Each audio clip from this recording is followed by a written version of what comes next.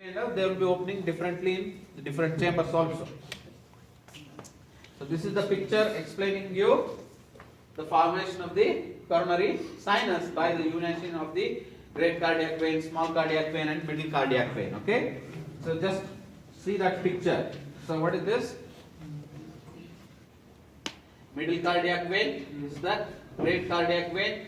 So then you have the small cardiac vein. The veins. So I will just show you can make out. So coronary sinus, as I explained, it's the big vein which is formed by the union of different cardiac veins. So which is the last vein which drains all the venous blood from the heart to the right atrium. Am I clear? Yes. So it's tributaries. It receives blood, as I explained, it receives blood from other cardiac veins. What are the other cardiac veins which drain blood and how they run? So first is the great cardiac vein. It enters the left end of the coronary sinus. Left end of the coronary sinus. So you can see in that picture. Yes. Where the great cardiac. See here, this is the great cardiac vein. Yeah. It enters the left end. I can say that is the beginning. Great cardiac vein only continues as your the coronary sinus. Okay, left end of the your coronary sinus. The left side. Yes. And then you have the middle cardiac vein. It is the artery which, it is the vein which accompanies your posterior interventricular artery. Okay. Very important, even during surgeries and all. Okay, so middle cardiac vein runs along with the posterior interventricular artery or PDA, and then joins the coronary sinus. Am I clear? Yes. So which is the vein which runs along with the PDA? Middle cardiac vein. So then small cardiac vein. It accompanies the right coronary artery, the main branch here, and coronary sulcus. Okay.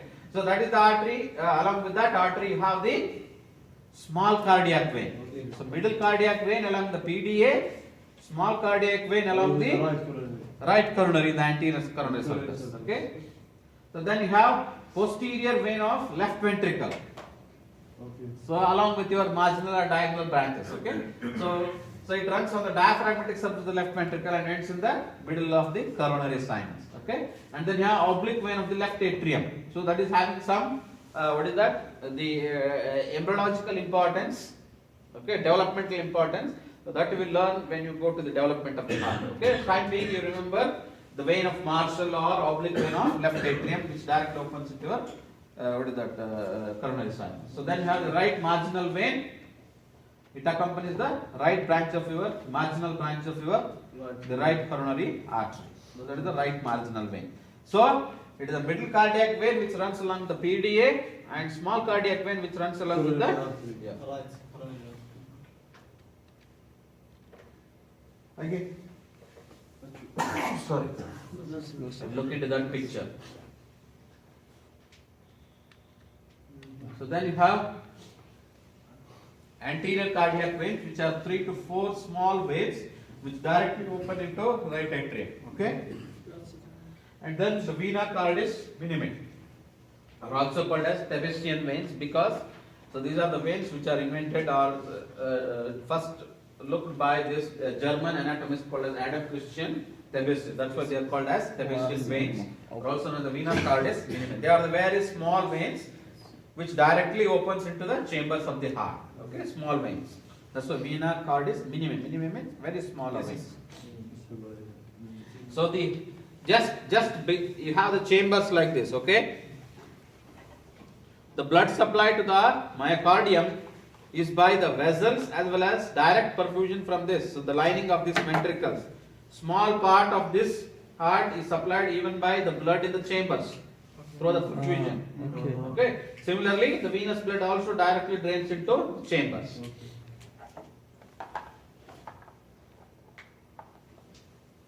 So the venous drainage direct to the chambers, like left ventricle and little push. Yeah, very small, little amount of blood. So now lymphatics, you don't worry much about this. Some people actually they agree that there are lymphatics. Some they believe that they don't know. Lymphatics. That's why I said it is a matter of debate. So lymphatics, so that's why many textbooks that doesn't mention about the lymphatic drainage of the heart. Okay. So the heart accompanies the coronary arteries and form two trunks, the right trunk and then the left trunk, which drain into brachiocephalic and tracheobronchial lymph nodes. Okay. So remember that's good. Otherwise no problem. So now coming to the peculiarities of coronary circulation. What are the how the coronary circulation is different from the systemic and pulmonary? So number one, very most important. Here, all the vessels in the body, they receive blood during systole. But here, the coronary vessels, they receive blood during diastole. Can anyone explain how? Yes. After reaching the close of the aortic valve. Then when the blood backflow, it will find. Yeah, it will fill up the aortic sinuses. Yes. So when there is more pressure in the left ventricle, the blood is suddenly forcing into the aorta. So that time it will not enter the coronary arteries. Yes. So when the ventricle goes for diastole, as the ascending aorta is like this, so whatever the blood column is there in that, it falls back. Yes. The aortic valves are closed. Yes. So then it fills up the aortic sinuses. So then pressure increases in that sinus and then the blood flows through these coronary vessels. Am I clear? Yes. So blood flows during diastole in the coronary circulation. Okay, very important. As already explained, they behave like end arteries. What do you mean by end arteries? As I explained, there are, even though there is anastomosis, they behave like end arteries because there is no functional anastomosis. Only anatomical anastomosis is there. That's why they behave like end arteries. End arteries means that doesn't have any anastomosis. Am I clear? They behave like end arteries even though there is anastomosis anatomically. And then high capillary density, more number of capillaries. Okay? Because the heart needs more oxygen. It is continuously beating. So that's why more oxygen extraction, and then regulation is mainly by metabolites, the coronary circulation. So that's all part of your physiology and biochemistry. You can learn all those, how metabolites will affect the coronary circulation and all. Okay? And then, as I explained, there is anatomical anastomosis but not functional. Okay? The coronary vessels are susceptible to degeneration and atherosclerosis, more susceptible compared to other vessels. Okay? So as I explained, the subendocardial myocardial layer in the left ventricle receives less blood supply because, as I explained, the subendocardial. Why? Because the arteries has to pass through the thick musculature. So definitely more resistant. That's why the blood flow to that part is little less compared to other part. That's why that is the area which goes for infarction very commonly. Okay, subendocardial part of left ventricle, because left ventricle is having much thicker musculature compared to other part. Okay, so that is the reason it is more susceptible for myocardial infarctions. Subendocardial in the left ventricle. So now a few of the applied aspects. What is angina pectoris? You will learn them in even medicine. Angina pectoris is just the ischemia, no infarction. Yes. So angina pectoris means the pain in the chest area or retrosternal area in this area. So that is because of ischemia. So if you take rest suddenly, it will be relieved because the workload on the heart is again relieved. And then blood flow is established again. Okay, that is only ischemia. Don't confuse between myocardial infarction and angina pectoris. Yes. Angina pectoris is just a symptom because of ischemia. Okay. So if you continue to do the further work, or then that may go for infarction. Okay. So myocardial infarction. So that part of the heart is permanently, that it goes for ischemia and then infarction, then necrosis and all. Okay. Then later it goes for fibrosis and little part may be revived. So that happens due to block in the coronary vessels. Block in the coronary, maybe atherosclerotic or embolic. Okay. Usually atherosclerosis. So this is the area where you have the distribution of the pain. So that is explained by, the referred pain. The somatic nerves will be communicating with those autonomic nerves. Because of that, the pain is radiated to those. Why the pain? Eh? Why the pain on this side? The somatic nerves. Okay. the autonomic nerves which are coming from the thoracic part, those same spinal nerves, how the autonomic nerves they run? They run through the nerve, the same spinal nerves which are somatic area. So somatic nerves and then autonomic nerves are mixed. Okay. If for example T6 through the autonomic fiber for the heart is going through the T6. Okay, the T6 is also supplying this area and even on the medial side of the arm. So that's why the pain from that it is communicated to that area. Am I clear? Yes. So the patient feels as if the pain is here, but the pathology is in the heart because of the same nerve supply. That is we call it as referred pain. And this one more picture where I explaining about the treatment for these coronary atherosclerotic blocks and all. So that we call it as the bypass surgeries, or nowadays we are going for what is that? Angioplasty. What is angioplasty? What is angiogram? Usually whenever patient suffers from chest pain and all, so or mild heart attack or something, usually is advised for coronary angiogram. What is coronary angiogram?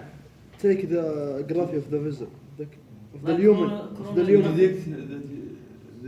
Angiogram, that means visualization of the coronary arteries through the X-rays. Yes. Okay, by injecting some dye. Yes.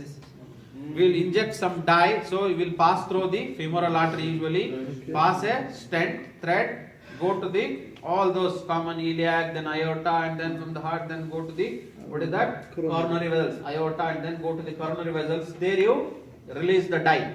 It seems like we use for atherosclerosis. Yeah, anywhere in the body. So you inject the dye, then dye will flow through the coronary arteries. So then it is taken, the X-ray is taken, or even live we can see in the video when the color is moved into the. So then you can make out which artery is blocked. Okay. So by looking into that artery, which artery is blocked, you plan. If one or two arteries are blocked, one or two branches of any of the arteries are blocked, then usually go for angioplasty, a procedure called as angioplasty. What do they do in angioplasty? What they do in angioplasty? We have earlier days we used to do balloon angioplasty. And now we have the stents. We put stents. So you pass the probe through again either radial artery or through the femoral artery, go to that block area. Are you following? Yes. So then release inflate the balloon. Yes. Here is a block. You pass a balloon here. So you dilate like that. Okay? So then it dilates. So you keep that and then the blood flows through that. So supplying that area. Okay? So that's why these angioplasty procedures or even the surgeries now it's like it has become a business line because it depends on how early you do that procedure. Oh. So if a heart attack has already happened, it is already 1 month or 2 months old heart attack, a 3 months old heart attack. If you do angioplasty after 1 or 2 months, then it is of no use because already the cardiac muscle which is infarcted is already dead. Yes. Even if you are increasing the Blood supply, it is not going to recover. Yes. But still, the people say, that's why I said it has become like, because the lack of awareness in the public, it has become a business. Many of the doctors, they try to extract all bad ethics, So usually it is best, the result we can expect best when it is done on the same day of the heart attack or the next day of the heart attack. Okay, so that it will increase the prognosis, better prognosis. If you do it later part, so it is of no use. What about to do it with angina? Yeah? Do it Yeah, with- that's what. Yes. Whenever the patient is having angina pectoris, okay, so you then go for the other tests like TMT and all. So you test again whether the pain is coming or not. If it is there, then go for angiogram. Angiogram. You find blocks, then do it. That is the best time when you can do the angioplasty and all. Okay. So if the already infarction has happened, you do after 1 month, 2 months, or 3 months, then it is of no use. Okay. So that is what is balloon, and even nowadays you have the stents like metal stents, like they are like umbrella. Yes. Okay, so they will be inflated in the arteries and then left there. Okay, so that they will be increasing the flow. So even they are coming with even drug coated. Some stents are coated with drugs So which will be preventing the further atherosclerosis. Okay. So many different types of stents are available. So that procedure is called as angioplasty. If more than 2 or 3 vessels are blocked, multiple vessels are blocked, then you go for bypass surgery. The open heart surgery. You open the heart, okay, go to those vessels and then use some graft from the internal thoracic artery or phrenic artery anywhere, take that and then bypass that route and then anastomose there. If you think that there is block here, take one more vessel and then connect here. Block is here, you connect the vessel here, so the blood will be flowing. Am I clear? That is called as bypass graft or bypass surgery. CABG, okay, say. CABG, the procedure is called as coronary angiogram bypass graft. The surgery is called as CABG. Okay, so if you think that there is a block here, okay, what he is doing is connecting the aorta or any other vessel, okay, like internal thoracic artery. So then connect that one end there and then connect it to the next part of the block. Here is the block, you connect here, so that blood flow goes to the heart. This is CAB. CABG, coronary angio bypass graft. Yeah? What is this still blockable? Yeah, the block is left like that because you will be flowing the blood to the next to the heart, next to that block. No? Can't we remove the block, doctor? Yeah, you cannot. You cannot. How do you remove? It is within the wall of the atherosclerotic plaque is there.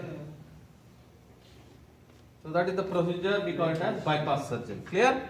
So that's all about the what is that? Coronary circulation or the blood